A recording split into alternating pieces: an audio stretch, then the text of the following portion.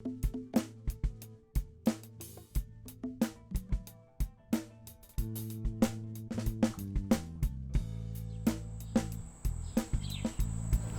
you see, these yews have gotten way out of control. They were about 3 foot high when my dad planted them. It's typical of any suburban yard these days. All the undergrowth here, that's all invasive. There's not a scrap of flora here on this property that's native, starting with the Kentucky bluegrass. We're only now finding out what the consequences of planting things that shouldn't be there are. We've lost 1% of our songbirds every year since 1964 globally, and certainly locally we're seeing that. Our bugs have vanished, and therefore our birds have vanished. The science is saying that we don't have enough open space left to preserve our local critters from extinction. And so what we need to do, what we're obliged to do, is to create habitat on our own properties, and that's what this project's about.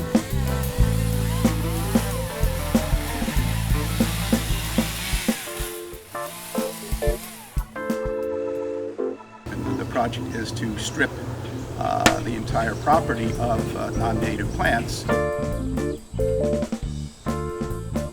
I want to prove by example. My goal was to make this so beautiful that people have to rethink how they do their own yards. And 40 trees and the 1,500 plants that we're putting on this 0.4 of an acre here ought to draw up a lot of water, which is very important down here by the Great South Bay when your basement moves with the tides. We need to kind of work with the natural currents that are here. During a storm, it's going to rush past your driveway, get clipped in here where you have this bioswale. The bioswale will drain into this big infiltration pit.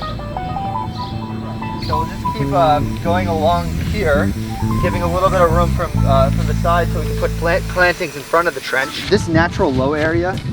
Oh yeah, it was caused by the flooding. Yeah, this is the infiltration pit anyway. We're going to dig it out as a square.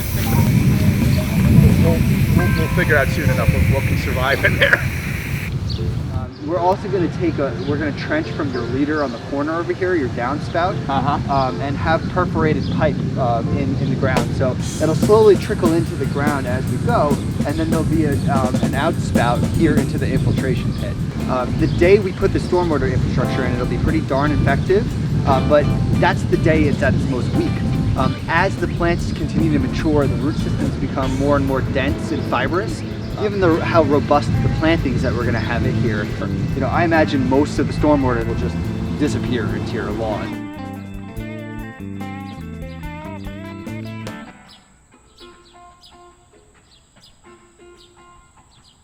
Our mission here at the nursery is to grow native plants for projects that are focused on ecological restoration. Any naturalized area where plant material is needed is an opportunity for us, making sure that the ecology is correct for the long-term success of all species on the planet, basically. The beauty of the native plants and the local indigenous species that we have here is they've been evolving with the planet. What we're just trying to do is protect what Mother Nature has already provided us. We got some foam flower here. This is Tirarella. This is a really nice shade-tolerant plant, native plant. A little bit of a broader based native area for this plant. This is some Pye Weed that we're growing. This is a flat right here of wild bergamot. This is Monarda fistulosa. In a tray like this, there's 50 individual cells, 5 rows by 10 rows, by 5 inches deep. So 50 plants. And this is kind of the genesis of the operation. But we do some field crops as well, such as eastern red cedar, white pine, northern bayberry. Northern bayberry checks a lot of the boxes for us. So it's salt tolerant, it's very xeric, very water-wise type of a plant. But this is a field that at this point is ready for harvest. These plants should all move between this fall and next spring. It's a great wildlife plant. The birds eat the berries, so you can actually see some young fruit on this plant right now, and they have like a waxy coating on them that helps protect the fruit, and the birds will digest it and disperse the seed, and that's the way that the plant gets around naturally.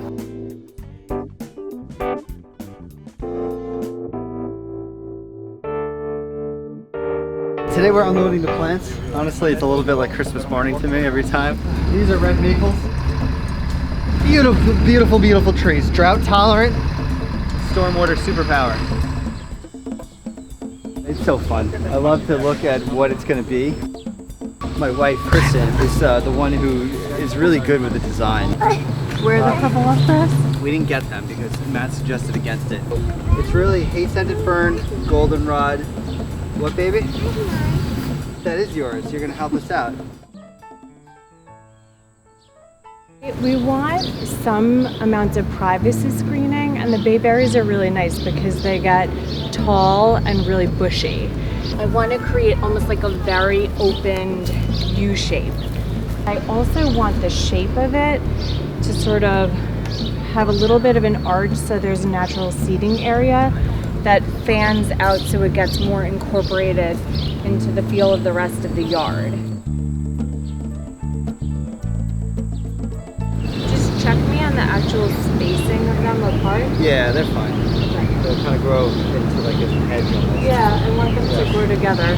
Are you okay with this beech tree right here? Yes, can we push it a little bit closer to the shed? And here's where, you know, Marshall's gonna have like a nice little fire pit area, and it'll add a sense of place, you know, it's be a place to kind of retreat. So you come along here, walk past the pollinator garden, walk past all these beautiful woody plantings, and then you have your whole arbor of bayberry right here. One of my by far favorite plants, as far as shrubs go, this is beech plum, Prunus maritima. It pops this beautiful white color early spring. It's early pollinator stuff. When they're buzzing around looking for something, this is what they find very quickly. And then it fruits. Oh, that's the fun thing. You can make an awesome jam out of it. It grows in rocky soil and like straight sand. So you see this stuff right here? It's gonna be really happy. A lot of these designs I see, they concentrate on the little stuff, and the little stuff is subjectively beautiful and fun. But I'm most interested when I do a job is to put in the big stuff. The big stuff is really the infrastructure that you want to work in. We're kind of reinventing the lawn. We're making it back into a yard.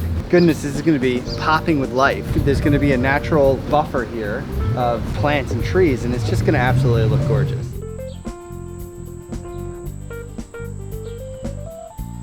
How do we fix the planet? 1 yard at a time. And so here we are. This is ground zero for the remaking of the suburban yard. If we could just have everybody on this block designate a 5x5 patch, suddenly this block turns into habitat. And this habitat, it scales up, and everybody can make a big difference by doing just a little bit. This is in a large sense about sustainability. All these trees here, this native biome will continue to fill in and integrate all these different types of plants that in nature belong together. By design, this will all knit together. All the root systems of all these different trees and plants will become as one. That's what we talk about when we talk about a biome. This whole yard will be, in a sense, one giant living thing. They're just babies. I mean, this is going to, over the coming years, just really take over. This will be like 8 foot high and really start to soak up all the extra rainwater. But as it is, you know, we get, you know, an inch in a half hour, and boom, you know, it takes care of it. We need to have people become good local stewards of their properties and of their communities. I think we're at potentially a moment of great awakening. Barefoot in the sands of time. Dandelion, dandelion, let's go make some dandelion. Refrain, reflect, rewind.